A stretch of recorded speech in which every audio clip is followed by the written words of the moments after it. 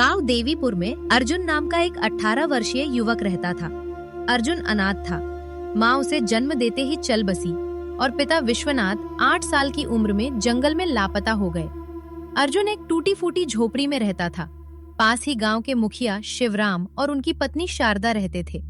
उनकी अपनी संतान नहीं थी, इसलिए वे अर्जुन को पाला करते थे। ये लो अर्जुन बेटा, ये खाना खा लो और अगर कम पड़े तो मुझसे आकर ले लेना। अरे मौसी, मैं कब तक आपके ऊपर बोझ बनकर बैठा रहूंगा? अब तो मुझे शर्म आती है। बेटा, ये तुम कैसी बातें कर रहे हो? तुम हम पर कोई बोझ नहीं हो। आगे से ऐसी बात मत करना। चुपचाप ये खाना खाओ। खाना खाकर जब वो बाहर निकला तो सामने ही मुखिया शिवराम दिखाई दिए। अर्जुन बेटा, खाना खा लिया है ना? हाँ, अच्छा किया। अब तुम बड़े हो गए हो बेटे, अपना ख्याल रखना सीखो। पर अब मुझे शर्म आने लगी है। अब मैं कुछ काम करना चाहता हूं। अगर तुम्हारा मन फिर भी कुछ करने का है तो सुनो, गांव के पास वाला वन अब पहले जैसा खतरनाक नहीं रहा। चाहो तो वहां जाकर जड़ी बूटियां इकट्ठा कर सकते हो। जी मुखिया जी, मैं कल ही वन जाऊंगा। अब समय आ गया है कि मैं अपने लिए और आपके लिए कुछ कर दिखाऊं। अगले दिन अर्जुन एक थैला लेकर वन की ओर चल पड़ा। वन में कदम रखते ही उसने सोचा, अब समय आ गया है कि मैं अपने पैरों पर खड़ा होकर दिखाऊं और अब मैं उनकी सेवा करूं ताकि उन्हें अपनी संतान की कमी महसूस ना हो। अभी अर्जुन ये सोच ही रहा था कि अचानक उसकी नजर एक बड़ी काली मैना पर पड़ी, जो उसे बड़े ध्यान से देख रही थी। मैं तुम्हें भली भांति पहचानती हूँ। तुम्हारा नाम अर्जुन है और तुम विश्वनाथ के बेटे हो। ये कैसे मुमकिन है? तुम तो मैना हो, फिर इंसानी आवाज में कैसे बात कर रही हो? नहीं, यह तुम्हारी आंखों का धोखा नहीं है। मैं सचमुच बोलने वाली मैना हूँ। असल में मैं भी कभी इंसान थी, लेकिन एक जादूगर ने मुझ पर श्राप दे दिया और मैं मैना की शक्ल में बदल गई। मैं तुम्हारे पिता के रहस्यों के बारे में सब कुछ जानती हूँ। वे कुछ समय पहले वन गए थे और फिर कभी वापस नहीं आए। कभी सोचा है तुमने? तुम पिछले कई वर्षों से बिना पिता के रह रहे हो, लेकिन गांव में कोई भी तुम्हारे पिता के बारे में बात नहीं करता सिवाय मुखिया के। मैं तुम्हारे पिता के बारे में सब कुछ बता सकती हूँ। तुम्हारे पिता अभी जिंदा हैं और मुझे यह भी पता है कि वे कहाँ हैं। अरे मुझे तो लगता है कि ये कोई दुष्ट शक्ति है जो मुझे अपने जाल में फंसा रहा है। इससे पहले कि ये मुझे नुकसान पहुंचाए, मुझे यहाँ से भागना होगा। अर्जुन तेजी से गांव की ओर दौड़ पड़ा। घर पहुंचकर वो हांफते हुए बोला, यहाँ तो जानवर भी इंसानों की तरह बातें करते हैं। मुझे तो लगता है कि वो जरूर कोई मायावी था। मैं अब कभी उस वन में नहीं जाऊंगा। तभी शारदा मौसी खाना लेकर आई और अर्जुन को घबराया हुआ देखकर बोली, अरे अर्जुन बेटा, ये घबराए हुए क्यों हो? और तुम्हें पसीना भी आ रहा है। सब खैरियत तो है ना? कुछ नहीं मौसी, बस थोड़ा सा सिर दर्द हो रहा था।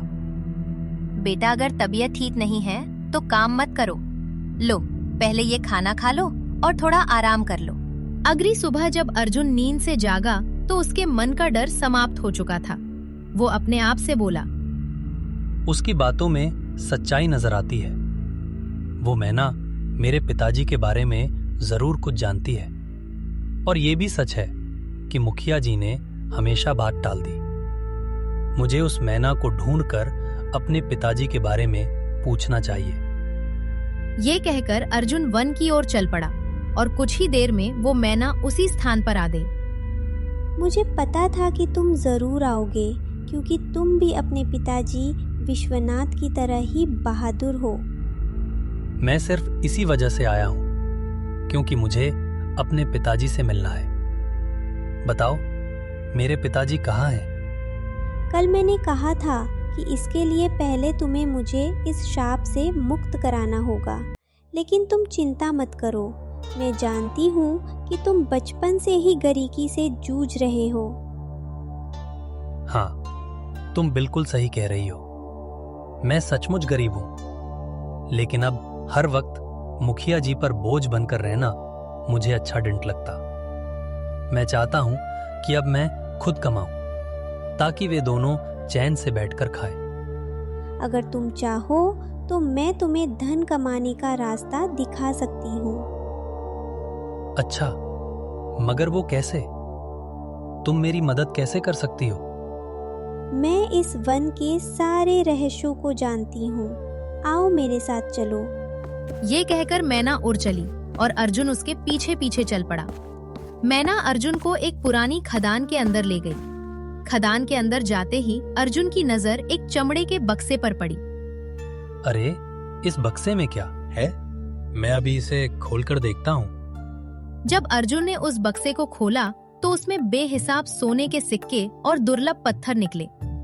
अरे बाप रे, इस बक्से में तो ढेर सारा सोना है। ये सब सामान किसका है? तुम पहले धनवान बनो, फिर पैसेटीज तुम्हें बताऊंगी कि मैं इस शाप से कैसे मुक्त हो सकती हूँ। और जब तुम मुझे इस शाप से आज़ाद कर दोगे तो मैं तुम्हें तुम्हारे पिताजी से मिलवाऊंगी। लेकिन एक बात याद रखना, मेरे बारे में किसी को कानों कान खबर नहीं होनी चाहिए। करसी को पता चल गया तो तुम्हारे दिए अपने पिताजी से मिलना मुश्किल हो जाएगा। अर्जुन वो बक्सा उठाकर अपने घर की ओर चल पड़ा। इतने में मुखिया शिवराम और उनकी पत्नी शारदा अर्जुन के लिए खाना लेकर आए। अर्जुन बेटा, ये बक्सा कहाँ से आया और इसमें क्या है? सरपंच के पूछने पर अर्जुन को कुछ समझ नहीं आया। शारदा मौसी ने बक्सा खोला और कीमती चीजें देखकर बोली, अर्जुन बेटा, तेरे पास ये इतने सोने के सिक्के कहाँ से आए हैं? मौसी, मैं वन में जड़ी बूटियां इकट्ठा करने गया था। काफी आगे निकल गया तो वहां मुझे एक पुरानी खदान दिखाई दी। जब मैं उस खदान के अंदर गया तो वहां मुझे ये बक्सा दिखाई दिया। अर्जुन, तुमने ये ठीक नहीं किया। हो सकता है ये सारा धन राजकोष का हो। अगर ये बात कहीं राजा तक पहुंच गई तो वो हमें सख्त सजा देगा। अब मुखिया जी को कैसे बताऊं कि ये धन राजा का नहीं है? ये तो मुझे मैना ने दिया है। लेकिन अगर मैंने मुखिया जी को मैना के बारे में बता दिया तो मेरे लिए अपने पिताजी से मिलना मुश्किल हो जाएगा। ठीक है मुखिया जी, जैसा आप कहें। हम अभी ये बक्सा राजा को दे आते हैं। कुछ ही देर में वे राजा के दरबार में दाखिल हो गए। मुखिया ने राजा के सामने बक्सा रखकर कहा, राजा सलामत, ये लड़का मेरा पड़ोसी है। इसे वन में एक खदान में यह बक्सा मिला। हमें शक हुआ कि शायद यह आपका ही है। ये सब सुनकर राजा के दिल में लालच जाग उठा, क्योंकि वो जानता था कि ये बक्सा उसका नहीं है। ये धन असल में मेरा नहीं है, मगर जब ये किस्मत से मेरे पास आ ही गया है तो मैं इन्हें बेकार क्यों जाने दूं? बेहतर यही होता है कि मैं इन लोगों को इसके बदले कुछ इनाम दे देता हूं। हाँ, ये बक्सा मेरा ही है। मैंने ही इसे वहां सुरक्षित किया हुआ था। तुम दोनों ने ईमानदारी से ये संदूक मेरे दरबार में लाकर बहुत अच्छा किया है। तुम्हें इनाम दिया जाएगा। सिपाहियों ने उन्हें इनाम के तौर पर कुछ धन दे दिया। मुखिया वो रकम पाकर बहुत खुश था, मगर अर्जुन का दिल बेचैन था। वो जानता था कि राजा झूठ बोल रहा है, लेकिन वो कुछ कह नहीं सकता था। अर्जुन के लिए दौलत से बढ़कर अपने पिताजी से मिलना जरूरी था, इसीलिए वो चुप रहा। अर्जुन सरपंच के घर गया और इनाम की रकम भी मुखिया को दी। मुखिया जी, ये रकम भी आप ही रख लीजिए। आपने हमेशा मेरी देखभाल की है। अगले दिन सुबह होते ही अर्जुन फिर से वन की ओर चल पड़ा और तभी वहां एक साधु आ पहुंचा। मैं विश्वनाथ का बेटा हूँ और मैं इस वन में आता जाता रहता हूँ। वह साधु असल में एक धोखेबाज है। उसने सिर्फ साधु का वेश ओढ़ रखा है, लेकिन अंदर से वह एक शान है। मुझे सिर्फ तुम और अपने पिताजी की परवाह है। बस तुम बताओ कि मैं तुम्हें उस श्राप से कैसे मुक्त करवा सकता हूँ। अच्छा तो चलो फिर मेरे साथ। वो अर्जुन को एक गुफा के अंदर ले आई, जहां एक मिट्टी का मटका पड़ा था जिसमें काला जल भरा था। कल सरात है। तुम्हें आधी रात को इसी जगह आकर आंखें बंद करके उस मटके को तोड़ना होगा। मटका टूटते ही मैं श्राप से मुक्त हो जाऊंगी। इतना कहकर वो मैना उड़ गई। दूसरी तरफ वो साधु छुपकर उन दोनों की बातें सुन रहा था। मैंने अपनी आंखों से देखा है कि तुम मैना से बात कर रहे थे। वो कोई साधारण मैना नहीं है। वो तुम्हें फंसाकर श्राप से मुक्ति पाना चाहती है। अरे साधु महाराज, मैं साधुओं का सम्मान करता हूं, मगर तुम्हारे जैसे पाखंडी साधुओं का नहीं। बेहतर है चुपचाप यहां से निकल जाओ। अर्जुन अपने घर चला गया। सरपंच और उनकी पत्नी जब घर से निकले तो उनकी नजर साधु पर पड़ी। मैंने अर्जुन को सच्चाई बताने का प्रयास किया, लेकिन वो उस मैना को श्राप से मुक्त करवाना चाहता है। अगर वो मैना श्राप से मुक्त हो गई तो गांव में तबाही आ जाएगी। साधु महाराज, आप चिंता मत करें, मैं अभी अर्जुन को समझाता हूँ। अर्जुन, यह मैं क्या सुन रहा हूँ? तुम जंगल में किसी मैना से मिलते हो जो इंसानों की तरह बातें करती है। ओहो, तो आपको पता चल गया? वो मैना जानती है कि मेरे पिताजी कहाँ हैं। मैं बस अपने पिताजी को पाना चाहता हूँ। बेटा, तुम अपने पिताजी के बारे में कुछ भी नहीं जानते हो। अब मैं किसी की बात पर विश्वास क्यों करूं? मुझे सिर्फ मैना की बात पर विश्वास है। और कल अमावस्या की रात है। कल मैं उस मैना को श्राप से मुक्त कर दूंगा। अर्जुन गुस्से में घर से बाहर निकल गया। मुखिया जी और साधु भी परेशान होकर जंगल में उसी गुफा के पास छुप गए। उसी वक्त अर्जुन वहां आ जाता है। मैना उड़ती हुई उसके पास आई और बोली, मुखिया जी और साधु यहाँ छुपकर खड़े हैं। वे तुम्हें इस मटके को तोड़ने से रोकेंगे, पर तुम उनकी बात मत मानना, ठीक है? तो तुरंत जाओ, वो मटका उठाकर ले आओ और उसे तोड़ डालो। अर्जुन जल्दी से गुफा के अंदर गया और वो मटका उठा लाया। जैसे ही वो मटके को तोड़ने लगा तो साधु और मुखिया वहां आ गए। अर्जुन, रुको, इस मटके को मत तोड़ो। तुम बहुत बड़ी गलती कर रहे हो। अर्जुन, ध्यान से सुनो। यह मैना कोई साधारण पक्षी नहीं, बल्कि एक डायन है। आज से 10 साल पहले जब तुम छोटे थे, इस डायन ने पूरे वन पर कब्जा कर रखा था। तब तुम्हारे पिताजी विश्वनाथ और मैंने मिलकर ठान लिया कि इसे रोकना होगा। साधु महाराज ने बताया कि इसे खत्म करने के लिए तुम दोनों में से किसी एक को वन के पास वाले ताल में अपनी जान देनी होगी।